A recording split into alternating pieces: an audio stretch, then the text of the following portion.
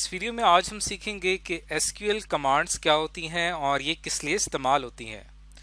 तो सबसे पहले हम समझते हैं यहाँ पे कि एसक्यूएल किसे कहा जाता है।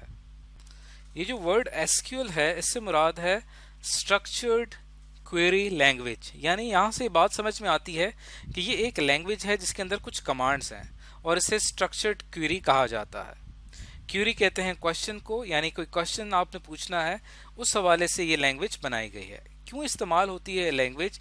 ये लैंग्वेज इसलिए इस्तेमाल होती है ताकि रिक्वायर्ड डेटाबेस में से, यानी हम जब डेटाबेस बनाते हैं तो उसके अंदर एक लार्ज कलेक्शन होती है डाटा की, लेकिन हमें उसमें से कोई ख़ास डाटा रिक्वायर्ड होता है, चाहिए होता है, उसको एक्सट्रैक्ट करने के लिए, उसको हासिल करने के लिए हम क्या करते हैं कि अपने डेटाबेस के ऊपर स्ट्रक्चर्ड क्वेरी लैंग्वेज का अप्लाई करते हैं, इस्तेमाल करते हैं और उसके बाद हमें अपना रिजल्ट हासिल हो जाता है। अब जो डेटाबेस होता है उसके अंदर क्या होता है, एक डेटाबेस, बहुत सारे डेटाबेस टेबल्स होते हैं।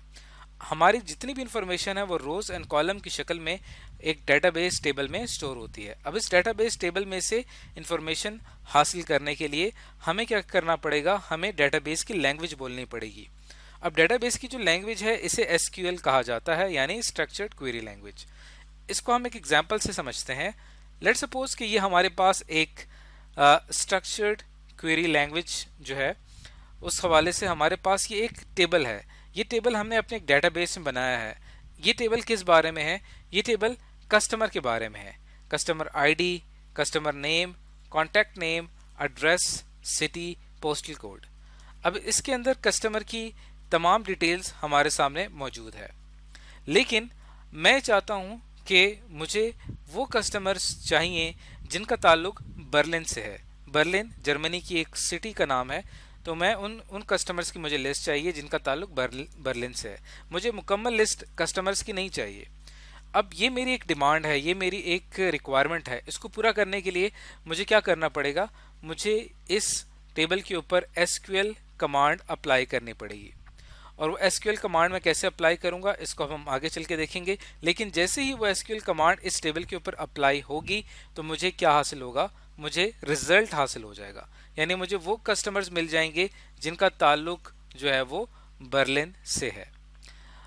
उसके बाद अब हम समझते हैं कि एसक्यूएल कमांड्स जो है वो हैं कौन कौन सी। इंपॉर्टेंट एसक्यूएल स्टेटमेंट से कमांड्स कौन सी हैं, उसमें से पहली कमांड आती है, इसे सेलेक्ट कमांड कहा जाता है।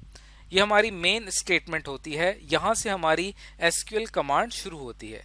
सेलेक्ट से क्या मुराद है? सेलेक्ट से मुराद ये है कि आप अपने डेटाबेस में से वो खास कॉलम्स जिनको आप हासिल करना चाहते हैं आप उनके नाम लिखेंगे।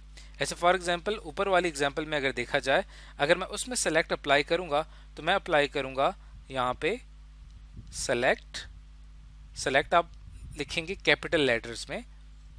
और बल्कि हम एक काम करते हैं कि इसको यहाँ पे मैं नोटपैड ओपन कर लेता हूँ ताकि आपको यहाँ पे टाइप करना आ जाए कि कैसे टाइप किया जाता है। तो आपने क्या करना है कि जब आप एसक्यूएल अप्लाई करेंगे तो आपने यहाँ पे लिखना है सेलेक्ट कैपिटल होना चाहिए। अब आपको क्या चाहिए, कस्टमर का नाम चाहिए होगा, तो आपने कस्टमर नेम लिखा, कॉमा, और आपको उसकी सिटी का नाम चाहिए तो आपने सिटी लिखा। ये आपने क्या किया, यहाँ पे आपकी सेलेक्ट कमांड अप्लाई हो गई। उसके बाद एसक्यूएल कमांड्स में से जो अगली कमांड है वो आती है फ्रॉम। फ्रॉम का मतलब क्या होता है कि it indicates the target table, यानी कि जिस टेबल को आप टारगेट करना चाह रहे हैं वो फ्रॉम से पता चलता है। अब जैसे कि हम यहाँ पे कस्टमर को टारगेट करना चाहते हैं तो अगली लाइन पे मैं यहाँ पे लिखूंगा फ्रॉम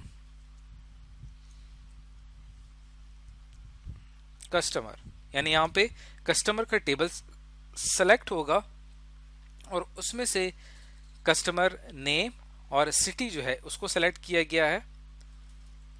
अब अगर मैं सिंपल इन दो लाइंस को अप्लाई करता हूं तो मेरे पास क्या आएगा, मेरे पास कस्टमर का एक टेबल जनरेट होगा, इसमें तमाम कस्टमर्स के नाम और उनकी सिटीज आ जाएंगी।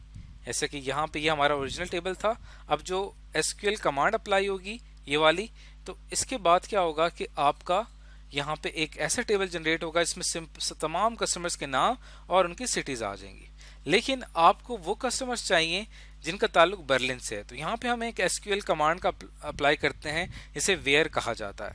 अब वेयर को अगर मैं यहाँ पे अप्लाई करूंगा, वेयर अप्लाई होती है कंडीशन अप्लाई करने के लिए, यानी मुझे वो कस्टमर चाहिए जिनकी सिटी हमारे पास क्या है, बर्लिन।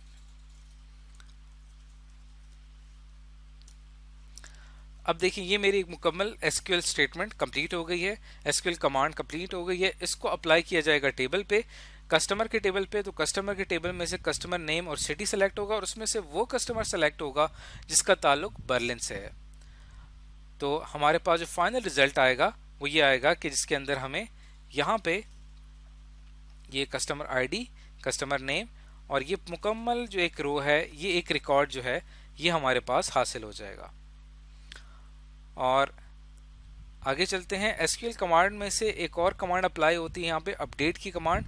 ये तब हम अप्लाई करते हैं अगर हमने अपने डेटाबेस टेबल में कोई चेंज लाना हो, कोई तब्दीली लानी हो। जैसे फॉर एग्जांपल यहाँ पे जो ये कस्टमर है, इसका शहर चेंज हो गया है, बर्लिन से इसने अपनी एड्रेस चेंज कर लंदन कर दिया है, तब हमें अपडेट कमांड अप्लाई करनी पड़ेगी।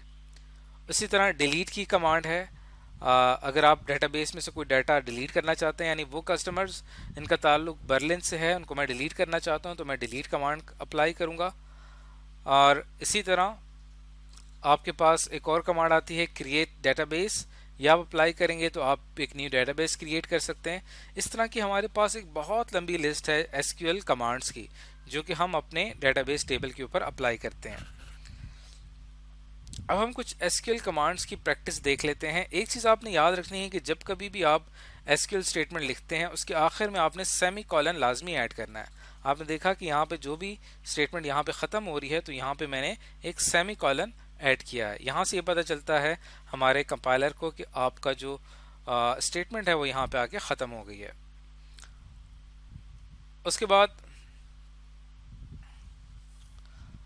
हमने क्या किया है यहाँ पे, जो अगर आप ये चाहते हैं कि कस्टमर के टेबल में से जितने भी कॉलम्स हैं वो तमाम के तमाम सेलेक्ट हों, तब आप क्या करेंगे, यहाँ पे स्टैरिक का निशान इस्तेमाल करेंगे। आप देख सकते हैं यहाँ पे ये स्टैरिक का निशान इस्तेमाल किया गया है।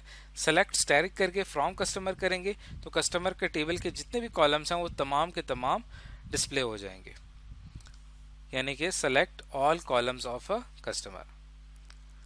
और इसके अलावा कुछ और एग्जांपल यहाँ पे देख लेते हैं। आप एसक्यूएल में एंड और नॉट ऑपरेटर का भी इस्तेमाल कर सकते हैं।